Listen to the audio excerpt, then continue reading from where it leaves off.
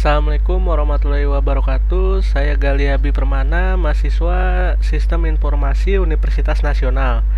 Kali ini saya akan mempresentasikan tugas 2 mata kuliah Enterprise Resource Planning. Di sini saya akan menjabarkan rangkuman materi terkait bab 9 sampai dengan bab 15. Pada kesempatan pertama ini saya akan menjelaskan pembahasan bab 9 ini. Pada bab 9 ini membahas tentang Marketing Information System dan Sales Order Process, di mana pada bab tersebut berisi terkait materi Marketing Information dan Sales Order Process, yaitu seperti tentang cara melakukan sales quotation, sales order, order filling, serta payment and return. Pada penjabarannya, sales quotation merupakan penawaran harga kepada customer, sedangkan order filling merupakan bagian dari packing list dan shipping label. Pada order filling ini dicetak pada departemen sales dan diberikan kepada bagian warehouse untuk dilakukan selanjutnya seperti picking yaitu pengambilan, packing yaitu pengemasan, dan delivery atau pengiriman. Sedangkan accounting and invoicing merupakan bagian dari data sales order dan akan menjadi dasar untuk pembuatan invoice. Kadang-kadang koreksi terhadap invoice juga diperlukan terkait dengan perubahan pada sales order. Lanjut, payment and return adalah semua yang terkait dari customer berkaitan dengan retur barang maupun klaim produk. Di sini diterangkan juga bagaimana menerapkan sales and distribution pada ERP. Aplikasi ini terkait dengan sistem ERP. Pada sistem ERP ini dapat meningkatkan proses terkait dengan sales order process, karena sistem ERP ini menggunakan database yang terpusat, sehingga dapat mengurangi tingkat kesalahan entry dan meningkatkan akurasi informasi secara real time bagi semua user. Sistem ERP juga dapat melakukan track terhadap seluruh transaksi seperti invoice, packing list, RMA number, dan pembayaran. Sehingga permasalahan di atas seperti permasalahan sales order, sales quotation, payment, accounting, dan lain-lainnya bisa dihandle dan diatasi dengan menerapkan sistem ERP. Kita bisa menerapkan cara di atas menggunakan aplikasi SAP R3. Lanjut pada bab 10. Pada bab 10 ini membahas tentang proses produksi dan supply chain management. Pada pembahasan di bab ini berisi bagaimana merancang production planning, mengambil keputusan terkait produksi planning, dan juga pendekatan produksi seperti pendekatan make to stock, make to order, serta assembler to order. Selain itu, pada bab ini juga diajarkan tahapan production planning dan kontrol. Pada gambar yang saya tampilkan di sini merupakan contoh tahapan production and planning control. Bisa dilihat pada gambar di atas, RCCP atau Rock Chart Capacity Planning digunakan untuk menguji master production schedule. RCCP ditampilkan pada suatu load profile untuk sumber daya kritis seperti tenaga kerja, mesin dan peralatan, kapasitas gudang, kapasitas pemasok dan part, dan sumber daya keuangan. Serta CRP atau perencanaan kebutuhan kapasitas, penentuan kapasitas yang dapat dibutuhkan sesuai MRP. Modifikasi juga dapat dilakukan dengan cara lembur serta perubahan routing maupun subkontrak. Jika kapasitas yang dapat digunakan tidak mencukupi, meskipun telah melakukan modifikasi, perubahan terhadap MPS perlu dilakukan. Dan juga dijabarkan pula permasalahan terkait produksi, seperti permasalahan komunikasi, persediaan, akuntansi, dan pembelian. Serta dijabarkan juga studi kasus cara proses produksi pada perusahaan. Di sini studi kasusnya yaitu cara memproduksi snack. Pada gambar di sini merupakan proses produksi pada perusahaan snack. Oke, lanjut pada bab 11. Bab 11 ini dijabarkan tentang sales dan operation process. Pada penjabaran pendahuluan diajarkan bahwa Enterprise Resource Planning atau ERP berakar dari Material Requirement Planning atau MRP. Pada sales and operation, kita bisa menggunakan 3 prinsip penting. Yang pertama menggunakan sales forecast, yaitu sales forecast kegiatan untuk memprediksi kebutuhan produk perusahaan ke depannya. Kedua, dapat memecah perencanaan agregat menjadi perencanaan produksi yang lebih spesifik untuk masing-masing produk ke dalam interval waktu yang lebih kecil. Ketiga, kita bisa menggunakan perencanaan produksi untuk menentukan kebutuhan bahan baku. Dijabarkan juga strategi pendekatan seperti case strategi, level strategi, dan mix strategi. Dengan menerapkan itu semua, bertujuan untuk memaksimumkan profit pada perusahaan. Kita juga dijabarkan di sini pada bab ini contoh cara penggunaan software SAP ERP R3. Pada gambar di atas ini saya melampirkan contoh penggunaan aplikasi tersebut.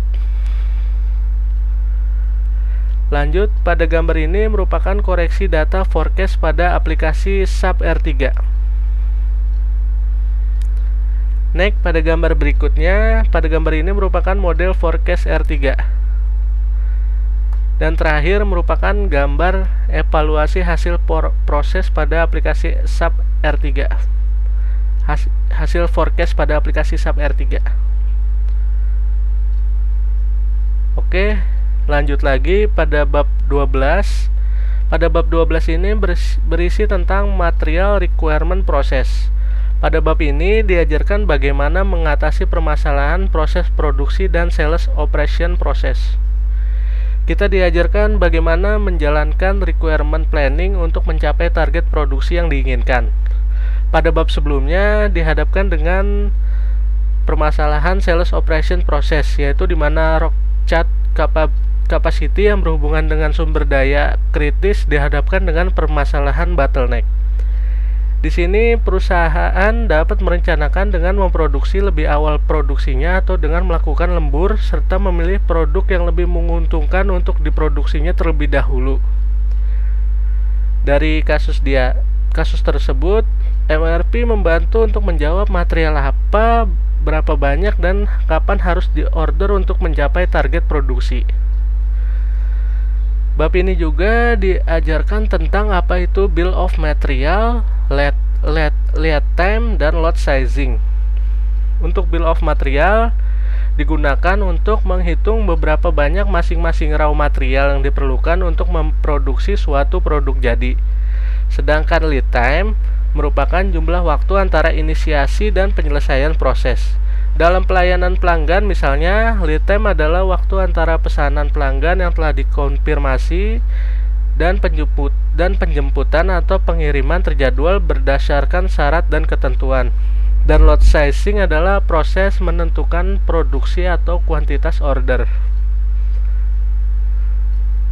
Lanjut, pada bab 13 ini berisi materi tentang detailed scheduling. Detailed scheduling ini digunakan untuk menentukan sumber daya dan tanggal waktu untuk melakukan operasi dengan mempertimbangkan ketersediaan sumber daya dan produk.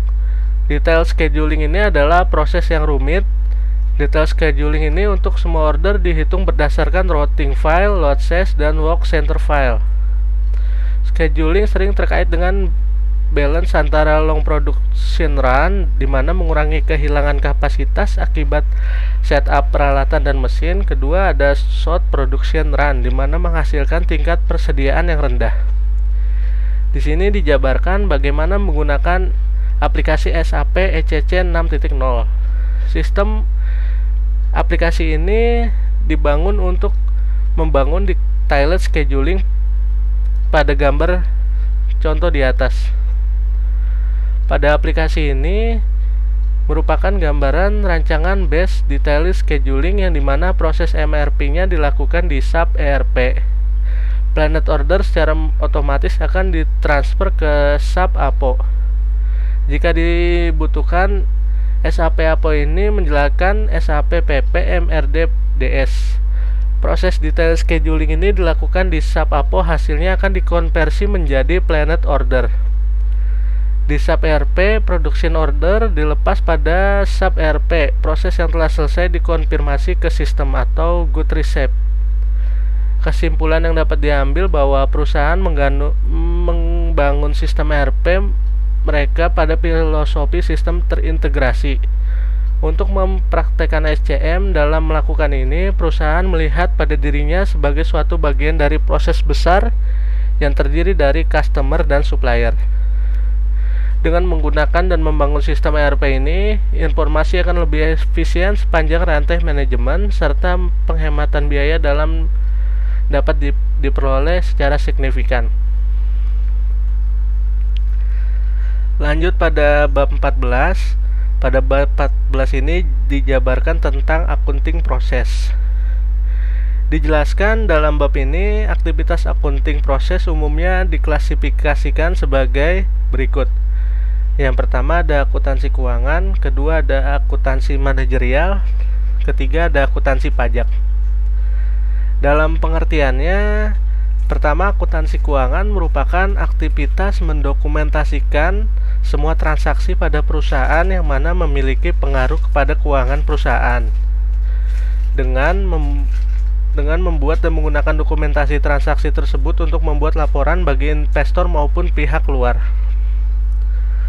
Laporan-laporannya ini disebut sebagai laporan keuangan. Laporan keuangan ini meliputi neraca dan laporan laba rugi.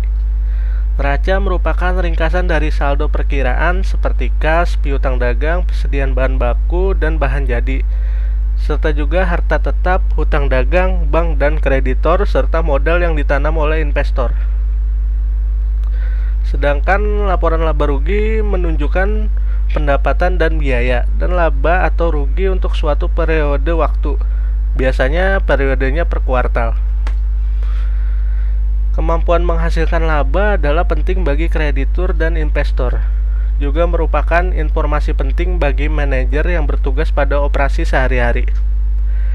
Secara umum, manajer melihat laba sebagai indikator keberhasilan dan rugi merupakan masalah yang harus diselesaikan oleh perusahaan.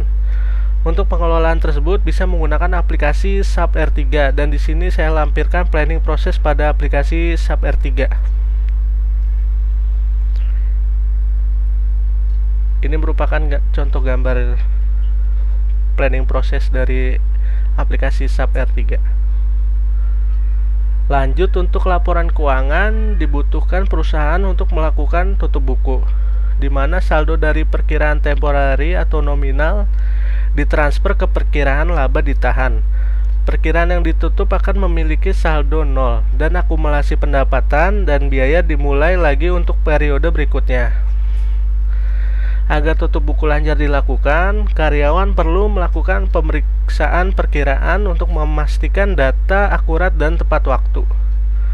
Pada akuntansi manajerial, merupakan aktivitas berkaitan dengan penentuan cost dan profitability dari suatu aktivitas perusahaan. Tujuan dari akuntansi manajerial adalah menyediakan informasi terperinci untuk pembuatan keputusan, membuat budget, menentukan keuntungan dari produk tertentu, regional tertentu, atau kampanye pemasaran. Akuntansi manajerial ini menghasilkan informasi yang mana digunakan oleh manajer untuk mengendalikan aktivitas perusahaan sehari-hari dan membuat perencanaan jangka panjang untuk operasional dan pemasaran, serta pembayaran hutang. Dengan memanfaatkan ERP, pada akunting proses sistem informasi akan terintegrasi dan disederhanakan prosesnya, dari tutup buku dan penyiapan laporan keuangannya. Staf akuntansi tidak perlu menggabungkan dari berbagai sistem yang berbeda, karena semua data yang diperlukan tersedia pada sistem terpusat. Pada SAP ERP ini, laporan neraca dan PL adalah laporan dalam bentuk database, sehingga mudah dihasilkan pada setiap saat karena laporan dibaca dari tabel database selalu up to date. Terakhir, pembahasan dari materi bab 15 ini menerangkan tentang human resource process. Dalam pembahasannya, fungsi dari human resource adalah menarik, memilih, dan merekrut karyawan baru menggunakan informasi dari lamaran, referensi, dan interview. Mengkomunikasikan informasi terkait dengan posisi baru yang akan direkrut, menyaring dan memastikan karyawan sesuai job desk pekerjaan yang diisi juga. Tugas human resource meliputi 3 bagian penting. Yang pertama, tugas proses rekrutmen, kedua, interview dan penerimaan, ketiga, ada penilaian karyawan. Dalam pelaksanaannya terdapat biaya turnover. Biaya turnover dapat terdiri dari biaya rekrutmen, biaya orientasi dan training, biaya kinerja di tahun awal, dan karena karyawan masih proses belajar menyesuaikan diri, atau biaya training ya. Turnover terkait dengan kompensasi dan kepuasan kerja. Selain biaya turnover, ada juga travel management juga diatur jika perusahaan yang karyawannya banyak melakukan perjalanan dinas, maka pencatatan perjalanan dinas menjadi hal yang penting juga. Terakhir yaitu training and development. Training dan pengembangan diperlukan untuk meningkatkan kemampuan kontribusi karyawan kepada organisasi. HR merencanakan dan menjadwalkan training dengan baik agar training menjadi efektif. Training dan development juga penting untuk perencanaan karir serta talent management. Terima kasih, itu saja yang bisa saya sampaikan. Mohon maaf apabila ada kurang maksimal dalam penjabarannya. Wassalamualaikum warahmatullahi wabarakatuh. Udah selesai.